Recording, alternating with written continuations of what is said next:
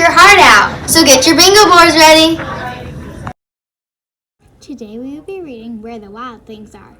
Story and pictures by Maurice Sendak. The night Max wore his wolf suit and made mischief of one kind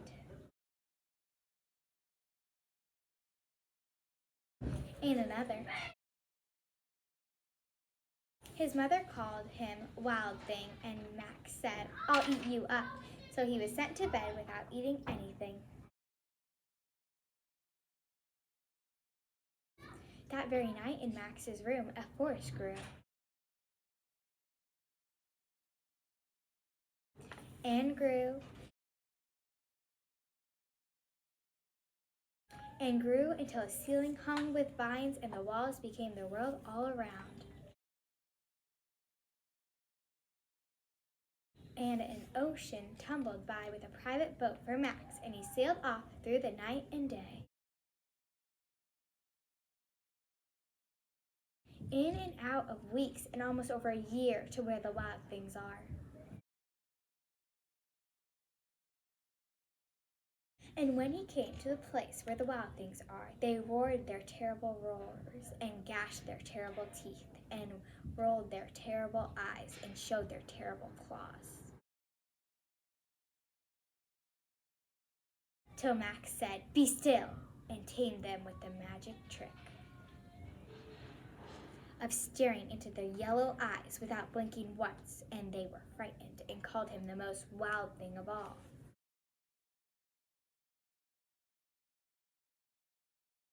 And made him king of all the wild things. "And now," cried Max, "let the wild rumpus start."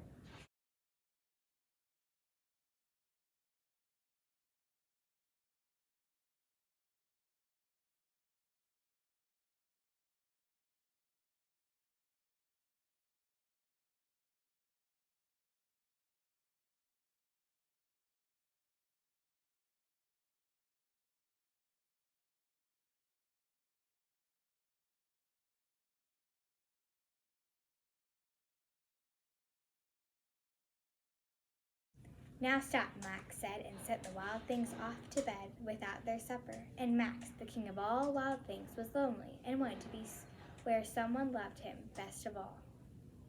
Then all around them, far away across the world, he smelled good things to eat. So he gave up being the king of where the wild things are. But the wild things cried, "Oh, please don't go. We'll eat you up. We love you so." And Max said no.